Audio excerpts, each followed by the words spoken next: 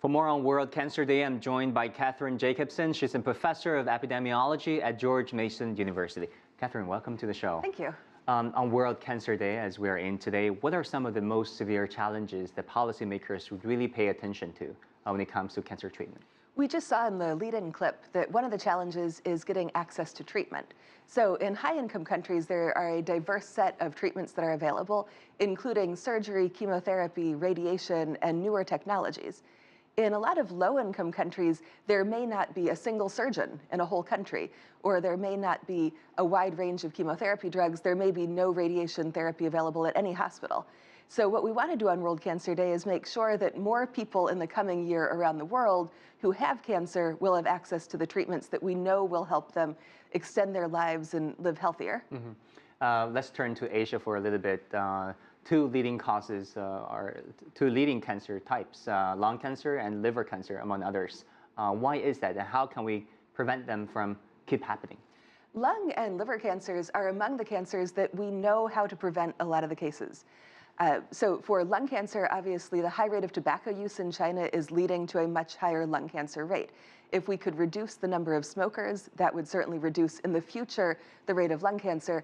We really want to focus on keeping children and adolescents from starting a tobacco use habit. When it comes to liver cancer, there are some good opportunities for the future to reduce the rate of liver cancer. So one is that there is now a treatment for hepatitis C. And if we can prevent people from developing the liver damage from having chronic hepatitis C infection, that will prevent future cases of liver cancer. The other good option is hepatitis B vaccine. And hepatitis B vaccination of infants that we're having now and we've had over the past decade or so means that those children are not going to grow up and get liver cancer as a result of chronic hepatitis B. So the vaccine isn't going to reduce the risk in people who are already adults, who already have that liver damage. But looking to the future, we can be hopeful that liver cancer won't be such a big problem in China in the coming decades. Well, I get this question a lot that I want to ask you too. When it comes to cancer diagnosis, how much of it is genetic and how much is due to human habits, and what should people do about it? Most people who are diagnosed with cancer don't have a family history of that type of cancer. So while cancer is a genetic disorder in that it's mutations of your cells that cause it, for most people it's not something that's been passed down through the family.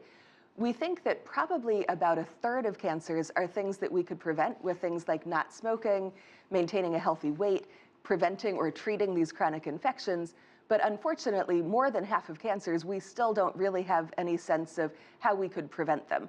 So we do want to focus on cancer prevention, but we also want to make sure that the people who have cancer are getting access to those therapies that will extend their lives.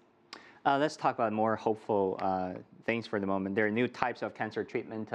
What types of cancer treatment look more promising for you? We have about 20 seconds. There are many different therapies that we can hope in 5 or 10 years will make cancer something that we manage. So something like heart disease or diabetes that right now with medications, we can let people live healthy, long lives. We may be able to cure cancer, but if not, we really want to be able to manage it better.